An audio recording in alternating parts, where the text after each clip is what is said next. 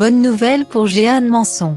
Malgré une année 2021 délicate, marquée par les graves accusations de son ancienne belle-fille Colleen Berry Rochtman, la chanteuse et actrice américaine s'apprête à vivre un heureux événement.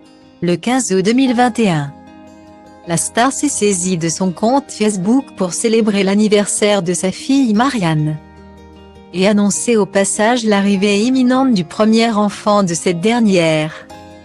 À l'occasion des 33 ans de sa plus jeune fille, née de sa relation avec le journaliste et producteur Alain Bougrain-Dubourg, Jeanne Manson s'est mise en scène dans un clip festif, dans lequel elle lui chante joyeux anniversaire.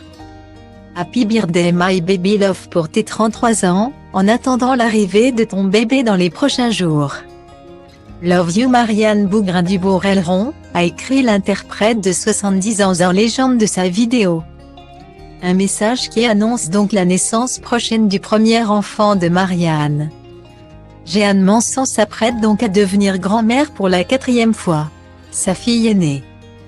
La chanteuse Shirelle a en effet 3 enfants, Liam et Luna Jeanne, 14 et 12 ans, nés d'un premier mariage avec le producteur André Djaoui, et Adiel Rose, 2 ans, née de son mariage avec Arnaud Seyeg.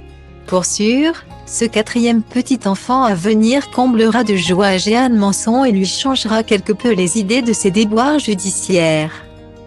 En janvier 2021, son ancienne belle-fille Colleen Berry Rochtman, la fille de son ex-mari Richard Berry, a déposé une plainte au parquet de Paris. La quadragénaire accuse son père et celle qui était sa belle-mère dans les années 1981 d'inceste et affirme avoir été contrainte de prendre part à des jeux sexuels alors qu'elle était enfant. Elle a également affirmé que Shirelle aurait été victime de ces abus. Lors d'un passage remarqué sur BFM TV en mars, Colleen Berry Rochtman avait affirmé que Jeanne Manson faisait partie d'une secte, celle des enfants de Dieu, qui prône la pédophilie et l'inceste. Des accusations que Jeanne Manson, mais aussi Richard Berry, démentent fermement.